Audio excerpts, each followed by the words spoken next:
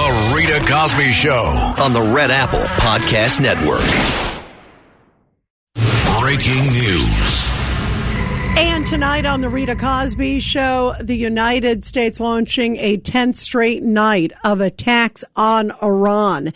And President Trump said the pounding will be severe, especially now that 3 Americans have been killed. 3 U.S. soldiers have been killed in the last few days due to Iranian attacks.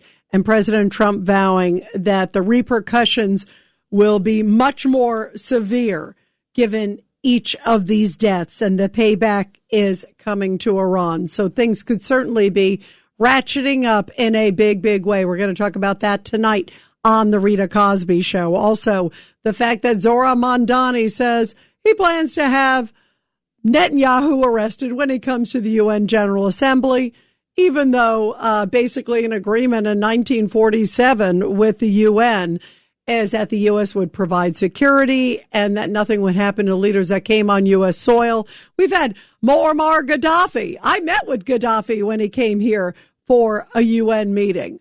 Then you also have people like Robert Mugabe. You've had Ahmadinejad. You've had Castro. Somehow they were okay to come to New York. But now that we have a mayor that seems to have a problem with Jews, he didn't want to go to the Israel Day parade. Well, guess what? Now he's saying that Netanyahu and this arrest warrant from this crazy international criminal court should stand, and that's more important than anything else. And he said he's looking into all angles. President Trump saying today there is no way that Netanyahu would be arrested. No way, no shape, no form. But Mamdani apparently is weighing all his options incredibly.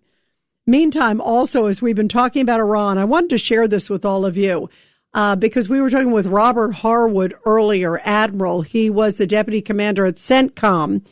And Robert Harwood brought up an interesting idea when we were talking with him on Katz and Cosby. He talked about putting bounties on the head of members of the Iranian Revolutionary Guard Corps, which is a very interesting premise. He said, hear it for yourself, because he thinks that that would inspire people to rise up to collect that bounty. He said it's worked in other conflicts. And in this case, where most of the population doesn't like the Iranian Revolutionary Guard Corps, these are like the hardcore guys, the lunatics, the diehards there in Iran. That would be a great way to wipe them out. It's actually very creative. Take a listen. This is what the Admiral had to say. The IRGC is we estimate about 150,000 from the very top level to the lower level. And the Israelis and us have gone after some of the senior leadership. I believe you're going to need to expand that campaign. And I'm not opposed to publicly printing out each and every one of their names, where they live, offering bounties on them to all the Iranians who hate them and want to get after them. So every way we can target each and every one of those individuals is appropriate strategy in this conflict we're in. You know, Admiral, when you talked about the bounties, that's a really smart idea. Put the bounties on them so whoever can bring them to justice or take them out, alive or dead, X them out. I mean, have they even thought of that? Well, don't forget, we did that in the Iraq War initially. We published members, and we can go broader than that. Hey, if you identify a Scud site and can get that information to us, you're going to get paid for that. You've got a population of about 95 million people, and from all my human rights groups, my Iranian, about 75 to 80 million want these guys gone. And so I think if we're smart, we can leverage that capacity to help us get these guys internally and externally. So, yeah, let's pay for that. We did that against Al-Qaeda. If you found UBL, that doctor that was arrested in Pakistan, if he ever gets out there, he's got a reward coming to him. We could take the same strategy here, not only for the IRGC, but for their missiles and drones. And don't forget, you have the Artis, which is a much larger entity, the professional military. Those are the guys we really need to flip, because that's what happened in 1979. So there's a whole lot of other options the president, I believe, is going to bring to bear in this effort to change the conviction of the government of Iran. Very interesting. And by the way, Admiral Harwood grew up in Iran and went to school in Tehran. So he understands the culture, as you heard. He understands the dynamics. And I think it's a really brilliant role, because you've got all these people, tens of millions, who are furious at the regime. There's any estimate from like 80 to maybe even 90% of the people are against the regime. Maybe they would suddenly be willing to do it if they knew there was a nice price that would help them and their family. Maybe some outside groups might step in. Maybe some mercenaries might step in. Who knows? It could get very, very interesting. And somehow you could topple these regime hardliners, send a message to them that none of them are safe. I think that is a brilliant, brilliant idea. Also today, everybody's talking about this attack on the ICE facility in downtown Manhattan, the scene that's been so many protests that we've all seen around the country. And this is so scary that this guy showed up loaded for bear. And here's a little bit. This is the guy, he brought, obviously the gasoline. He brought fireworks. He had a lighter. He lit this gasoline after he poured it in front of the entrance. And it was a huge fireball right in front of the employee entrance there of 26 Federal Plaza, which is where ICE is located. And the guy was definitely anti-ICE, definitely anti-government. And again, a former U.S. Army veteran. So here it is. Here is the FBI assistant agent in charge, James Barnacle, again, saying what the guy, he says, confessed to right after they got him in custody. His goal was to target the building. He said that and I'm not going to get into all the details of a post-arrest interview, but he was Mirandized, read his rights. He did agree to talk. In that post-arrest interview, he did say he was targeting the building and he was okay if he hurt or killed people going in and out of the building, whether they were federal employees or civilians. That is so scary. And a number of people were injured, most of them federal workers. But there was one civilian, and ironically, find out who it was. This is, again, the FBI assistant director. Some agencies decided to close business for the day. There was a naturalization ceremony scheduled for today that was canceled. And the one civilian victim was an immigrant that had a hearing today for their immigration status. So that's quite unfortunate and quite ironic at the same time. Yeah, what a sad situation. Luckily, everybody is going to be okay. And here is, I love reading your comments, you guys. I always go online and I look at my Twitter, at Rita Cosby. And Hermit Sal, who always has some good lines, says, Rita, I feared that the incendiary attack at the perimeter there is just the beginning of such attacks in New York City. Sal says, my question is, was this a performance attack to see in what manner the police would respond for future planning of the real thing? Sal, that's a really interesting point. Like, who sent this guy, or did he do it totally on his own? Was he helping some group? Was he cooperating with some group? Was he, just like you said, doing some sort of planning or some sort of preemptive maneuver? Is that part of this? I mean, that's a very interesting point. Could there have been something behind all of this where he was sort of testing the waters, checking for everything? Was somebody watching him? Did somebody inspire him? And were they watching him to see, okay, where are the guards? Where's the response? Where's the this? You don't know. In this kind of climate, you have to look at all options, sadly. And this may become the new normal. 1-800-848-9222. 1-800-848-9222. And you are listening to The Rita Cosby Show. Let's go to John in Hell's Kitchen in New York on line 1. Go ahead, John. Hello, Rita. I like your work, and you're sure fine looking. I got to say that straight away. Well, thank you, John. I appreciate that. Thank you. What are your thoughts tonight? Well, I got 3 quick points. Number 1, what this clown Mamdani is doing is he's dog whistling to all the people to get ready for violent protests around the time of the United Nations, right after 9/11. This is all a plan, Rita. Oh, you know what? Hey, John, before you move on to 2, and I'll give you time for 2. Thank you. You know, you bring up a very interesting point there about, one, that the timing of this. And first of all, I can't believe he is going to be the mayor, and he will be, obviously, for the 25th anniversary of 9/11 with his friendship with Hassan Piker, who said America deserved 9/11. That's always such a lovely thing. It's just shocking to me. It's so appalling. But you bring up a very interesting thing of the timing of all of that, because it comes right after that. And you're right. There's enough protests already. And it's it's also before the midterms. So it's, for political expediency, it's good timing for them and for the DSA. But you're right. It's a very interesting thing you bring up with the timing in terms of trying to sort of rev up the crowds to get out and protest even more, which would make New York City even more unlivable, John. Yes.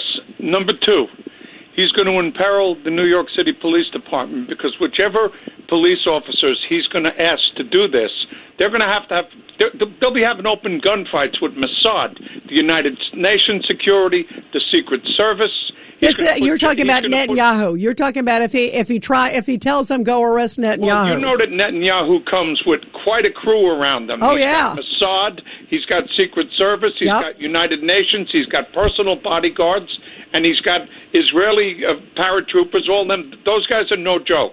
And they're not going to let anyone get near Netanyahu. So he's in peril in the New York City Police Department. And by the way, let me finish this. All right, but hold on a second, John. You bring up a very important point. You're assuming, the New York City Police Department, obviously, they're supposed to follow orders. But if you get an order like this, I can't even imagine a New York City cop wanting to arrest Netanyahu. They would go, "Are you nuts?" And it's going to put, like you said, it's going to put them in a dangerous situation. It's going to put Jessica Tisch, the NYPD commissioner, in a dangerous situation. She's Jewish, John. I know that, and here's what I want to say. This New York City Police Department that we have now, Rita, is not the New York City Police Department that we had for the last 10 years. A lot of these people are down with Mamdani, and if he thinks that he's going to have his own secret little police to battle against the United Nations, Netanyahu, what I would do is I would have him removed. Hochul should remove him and put Jessica Tisch as the mayor of New York City to calm everything down, because this guy already has crossed the line, treasonous, and he's got to be removed. And that's my thoughts. Thank you, Rita. Yeah, John, you make some great ones. And let me go to the last one. All right. The problem is, and you know this, that yes, she can obviously Hochul remove him.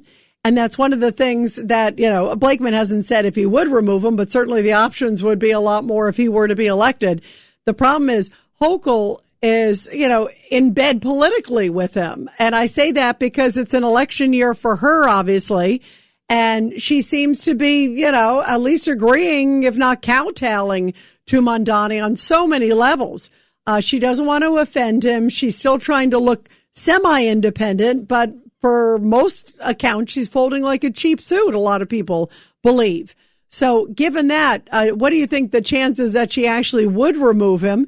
I think some of the things he's done have really been shocking for New York and almost irreparable. It was $11 billion have been lost driving people out of the city.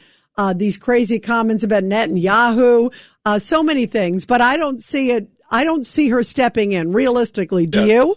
But Rita, do you really think that she wants to lose the total New York Jewish vote? Let's factor that in.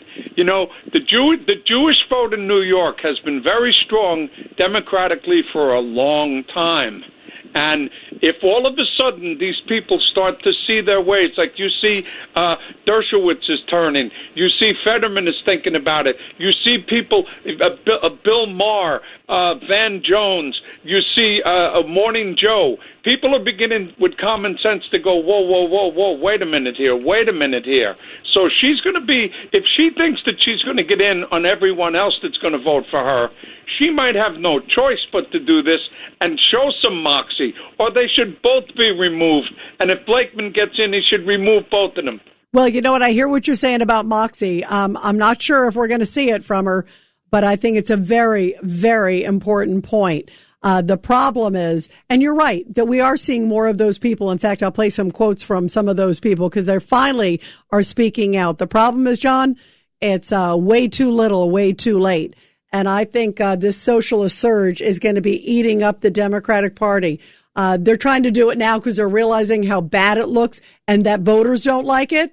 They should have done it for the right reasons because it was dangerous, and they should have spoken up earlier. And that's why I'm reluctant that she would do that.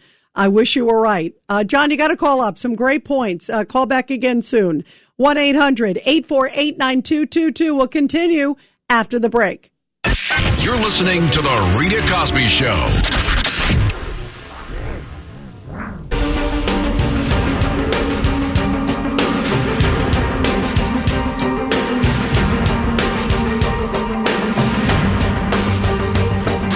This is The Rita Cosby Show.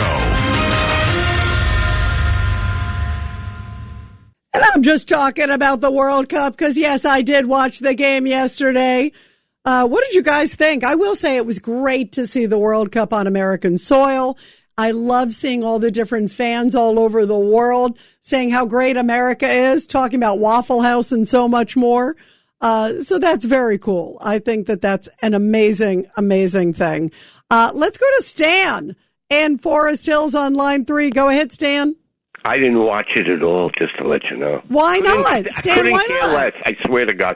Didn't watch it at all. I was watching a movie, to be honest. Well, you know what? I guess you're one of the only people who didn't, because it was billions upon billions. Let's be honest. Overpriced, overdone, didn't need it. You had to give up blood to go see this thing other than watch it on TV. Well, I watch it on TV, well, Stan. Of course. Yeah. I mean, that's the logical thing. Yeah, I didn't want to give up blood. I didn't want to give... Stan, do me a favor. Wait. Hold on, Stan. We got to go to a quick break. Sorry to cut you off because we got a hard break, but stay with us and we'll continue. And take back that statement about World Cup. The Rita Cosby Show on the Red Apple Podcast Network.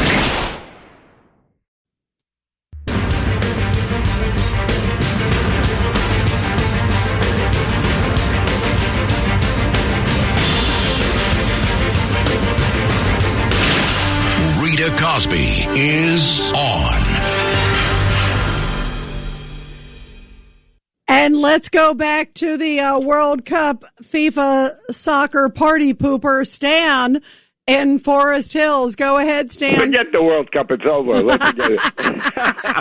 Anyway, I'm glad you had a good time watching it. But I wanted to talk about that general that you had on your program, not bozo. I mean, listen. Wait. Hang on. First of all, what are you talking about today? You talking about earlier today? The general about bounties. Was that on all right. today? Yeah. Okay. So first of all, hang on. Speaking of bozos, he's not a general. He's an admiral. Oh, I'm sorry. Yes. In the Navy. Okay, and he was deputy commander of CENTCOM. So he's not some like guy on a rowboat. But go ahead. Except for one thing, bounties never work. We put a $25 million bounty. Remember? On Osama bin Laden. Nobody collected but us. We should have got checks because, to his credit, President Obama did a great job with the thing, and they got him. But no thanks to Joe Biden. Remember, Joe Biden was the guy in the room, and he said no in the Situation Room. Nope. It didn't make a difference. Nobody got paid. He was the only one who said don't go for it. Yeah, remember, and then he gets elected president. But go ahead. That's okay. Yep. He deserved it, considering what we got. But here's the point.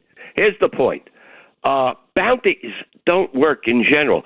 Look, if they were gonna kill these Iranian people, mullahs and so forth, they would have done it a long time ago. I mean, as you said, thousands of people that hate that. But they would have done it or overthrown. They haven't done nothing. They don't do anything. Trump has to do only one thing.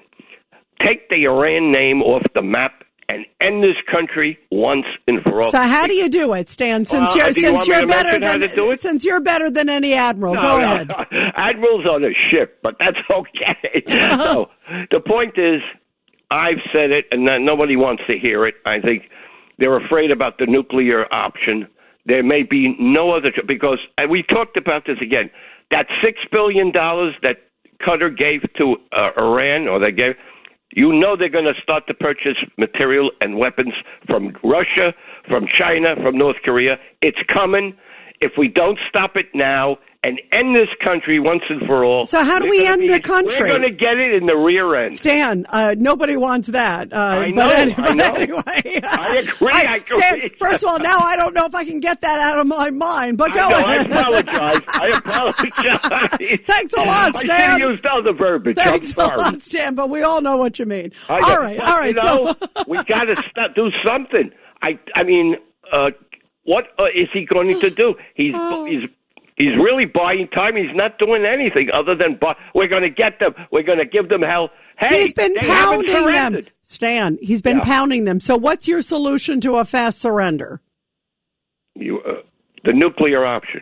You're suggesting that we use the nuclear option? Absolutely. That is ridiculous. Look, if we don't, Israel should. Stan, what are you smoking? Guy. What are you smoking? You want a nuclear war? That ain't going to happen. But how is it going to end, Rita? You tell me. Well, I think could end with a peace treaty. Here's what I think we should do. Sure. And you know, I've always been very candid with all of you guys on this. Right, of course. I believe that we need to finish the 20%. It's a hard call. What do you mean by that, All Rita? right. What I mean is Carg Island, I think, should be seized. That's not going to end this thing. Oh, you kidding me? They make $400 million a day in oil exports. Hold on, Stan.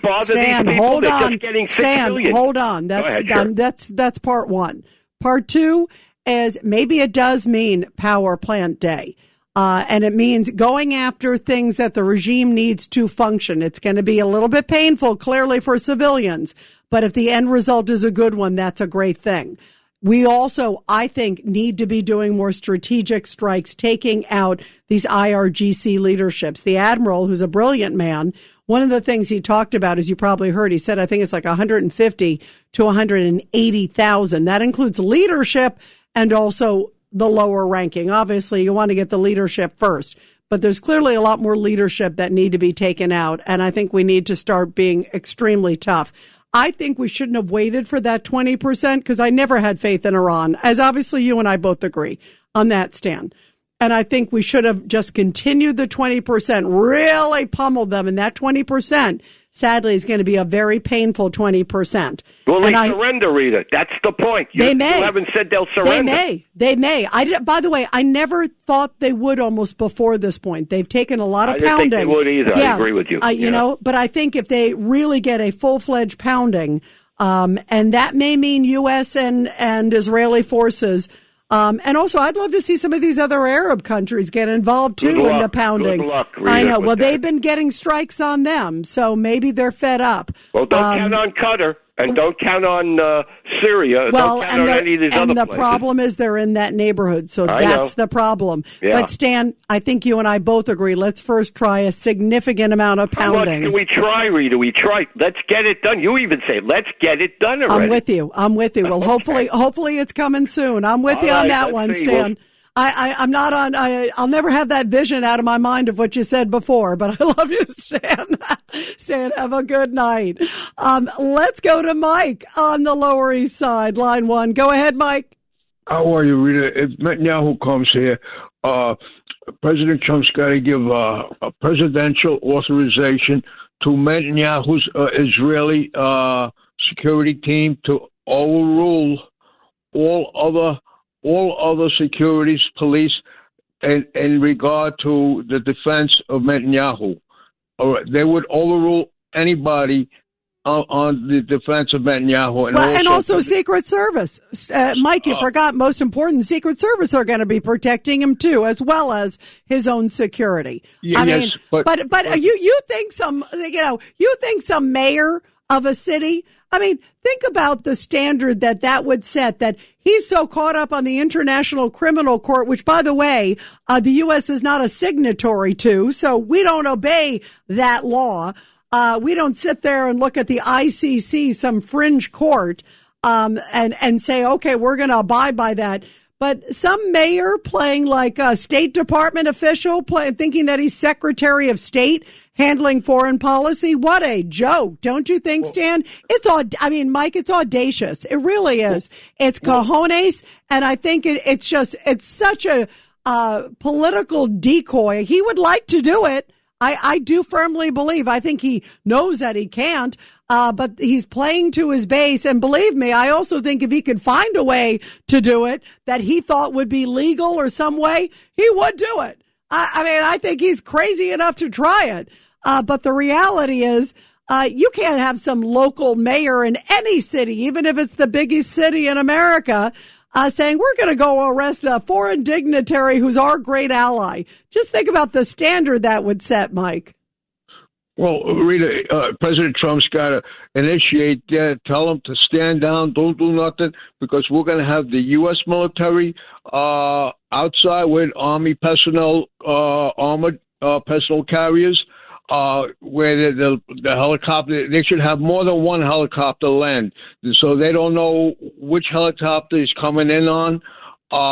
It should be, the outside should be defended by the U.S. military in conjunction with Israeli security, and President Trump's got to be the one that's going to give all the rules and the demands, including the demands of the mayor, just to stand down and do nothing. Yeah, you're right. But it will put things in a very difficult situation. It definitely will put the NYPD in an awkward situation. It's going to put Jessica Tisch, who's the NYPD commissioner, in an awkward situation. I mean, it is so lunacy. And if I'm the NYPD, I go, oh, what, is this guy for real? I mean, and he says he's talking to his attorney, seeing if there's some grounds. And believe me, if he could find a creative way, he would do it. It's so nutty. It is so nutty. But boy, he's not just doubling down, he's tripling down today on it. Let's go to Norm in Brooklyn on line 3. Norm, your thoughts tonight. Norm on line 4. Go ahead, Norm. Your thoughts tonight. Hi, Rita. Okay. I was thinking about what happened in front of the near the ICE facility down in Lower Manhattan today. Interesting theory one of your previous callers said about, and what you were saying was, could this be some sort of a foreshadowing, like some sort of a dry run? Yeah, a dry run. Right. Because this guy, listen, no self-respecting terrorist is going to show up with a pellet gun and a bunch of fireworks. And he had like some kind of a shopping cart with him. And, on the whole, I would have preferred that they shot him to death. But they didn't, so they had him. Although, listen, Norm, believe me, he is lucky he didn't get shot, because you show up with a gun, I don't care if it's a pellet gun, in front of a federal building and start firing rounds. He is lucky. I said that he doesn't look like Swiss cheese. But the good news is, because he's alive, hopefully they can get information out of him as to find out how did he get sort of inspired to this moment, or was he in communication or working in cahoots or something? That is an important question. So it would be interesting to see, maybe there's some evidence, because he seems like he's talking all over the place. So maybe he's going to say some things that are very helpful to prevent a future case like this too. Yeah, the fact that he was in the military, oh my God. I know. And handling Patriot missiles. He was a mechanic, apparently, tied to Patriot missiles. I mean, how frightening is that? Well, there's a lot of, over the years, being in the military doesn't make you, an absolute choir boy. They've had Lee Harvey Oswald. They've had, the guy that how about the guy in New Orleans? Remember, I think he was remember who of running down people and opening fire on New Year's a couple of years ago. It's sad, but he was a military guy. look, they can't predict that everybody's going to be sane in the military. I mean, that's so anyway. So I don't know, concerning Iran and the nuclear issue that Stan brought up. I don't know how. Listen, I've said it jokingly. Drop Trinity, which is like the biggest nucler bomb we've ever had. Right. No, that ain't going to work. Obviously, and I don't know how if you open up a Pandora's box of dropping little, I don't know, ICBMs, I don't know what the hell you'd call them, along the periphery of the country, this could be opening up a very bad precedent. So, it's like, after World War I, we stopped using poison gas. My grandfather was gassed during the First War. So, basically, even crazy Hitler stopped using, he didn't use gas on the military battlefields. So what should we do now, Norm? What do you think to finish the job? I don't know. We have Donald Trump. I trust him. I think this is going to play out not over a short period. I mean, just recall. Americans I think we're quite actually patient. We listen, the Vietnam War was from 61 to 75. World War II was from 39 to, our contribution was 41 to 45. These things don't happen overnight, I mean, look at our conflict in Iraq, Afghanistan, and even that's still not settled. These things take a while. Yeah, they do. And Norm, you're hitting a very powerful point. You're right. We have to have patience. And that's a key thing right now. We have to have patience, and we have to trust that, thank God, by the way, President Trump is the guy in power. Can you imagine if it was like a Joe Biden at this moment in history and you're dealing with all these different elements in the rogue regime? He'd say, keep sending the pallets of cash over. Maybe we can convince them. Clearly that ain't going to work. But you're right. It is going to take more time, but thank God President Trump is also losing his patience, because I do think it's time for tough love on Iran. I don't think nuclear or anything like that, obviously, but I do think there's still a number of big targets that they could go after that would make it so painful for the regime. And that's what we really need to do, is make it excruciatingly painful. It's painful, but it needs to be more painful. Norm, thank you very much. It's always so good to hear from you, Norm. We love you, Norm. Let's go to Eduardo on line 3. Go ahead, Eduardo, in Tampa. Yeah, good evening, Rita. 2 axes, a hammer, a machete, 3 knives. I think you're going to see a copycat coming up later on. This is the Saul Alinsky mob tactics that the socialists like to have. This is what we need to market when we're talking to people when they're going to vote in the midterms. So what do you mean by that? Do you think that this was like a dry run, or you think there'll be a copycat, or just people get inspired, crazy people inspire other crazy inspired people? Yeah, it's going to be, these socialists that follow AOC and the squad, that's what's going to happen. Sadly, I feel like there are a lot of these anti-ICE activists, and it's very dangerous. And like you said, I think sadly leading up to the midterms, we're going to see it getting worse and worse and worse. And we have heard a few Democrats speak out, but I can count them on one hand. So to me, that's a sad display. Literally, I can count them on one hand, I think, of all the ones I've heard across the country. What a pathetic representation that it literally has been, single digits. And that's literally it at this point. That is a frightening premise. And it means they better step up, not just for the good of their party, but for the good of America. Eduardo, thank you. It's always good to hear from you from Tampa. And everybody will continue your calls right after the break. But first, support our heroes. The Rita Cosby Show presents Support Our Heroes. And this is the Tunnel to Towers Foundation Support Our Heroes segment with a very powerful story from Gadsden, Alabama, where World War II veteran Billy Crawford was presented with a Congressional Gold Medal from the office of Representative Mike Rogers at the veterans' home. Now, on May 8th, by the way, of this year, veteran Crawford turned 103. And a day later, Sheila Sova, I know Sheila, she is fantastic. She's the former national vice president of the American Merchant Marine Veterans Association. Well, she sent a special request out to be connected with the Crawford family. So Sheila Sova, who is also the very proud daughter of a World War II merchant mariner, has helped more than 40 veterans and their families obtain duplicates of the medal that was awarded to the group in 2022 at a special ceremony held by congressional leaders at the Capitol, which Sova said she was honored to attend. She was there because she was a big part of it all. I was there also because it was such a tremendous honor to be there and to see these great heroes finally recognized. The gold medal is the highest honor awarded by the United States Congress to World War II Merchant Marine service members, heralding their very critical role in the war.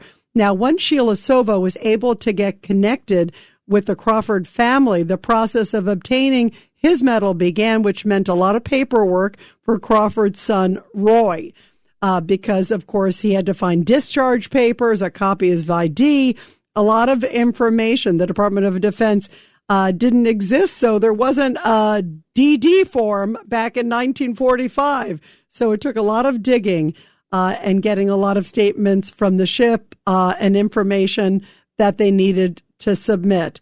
Finally, it came in, and of course, a big credit to the great Sheila Sova. And on the way out, the veteran thanked everybody. Everybody thanked him, of course, for his great service in World War II. And everybody help America to never, ever forget. Donate just $11 a month to make an enormous difference. Be sure to donate to the Tunnel to Towers Foundation. Check them out at T2T.org. That's T, the number 2T.org. The Rita Cosby Show on the Red Apple Podcast Network.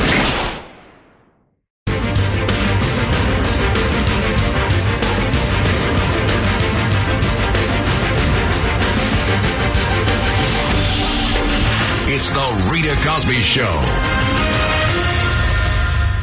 And let's go to Steve in Saddle River, New Jersey, line 4. Go ahead, Steve.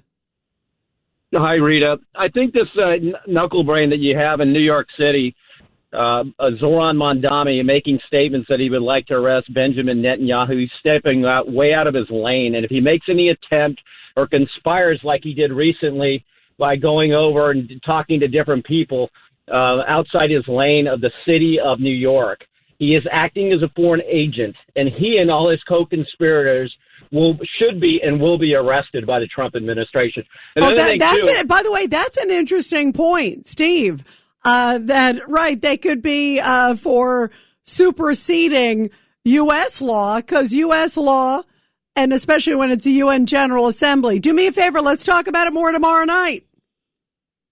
Thanks for listening to The Rita Cosby Show. You can hear The Rita Cosby Show weeknights at 10 on 77 WABC. If you like the podcast, share it with your friends and listen anytime at WABCRadio.com and download the WABC Radio app. Hit that subscribe button on all major podcast platforms. Plus, follow WABC on social on Instagram, TikTok, Facebook, and X. See you next time for a new episode so you never have to wonder. What the heck is going on here?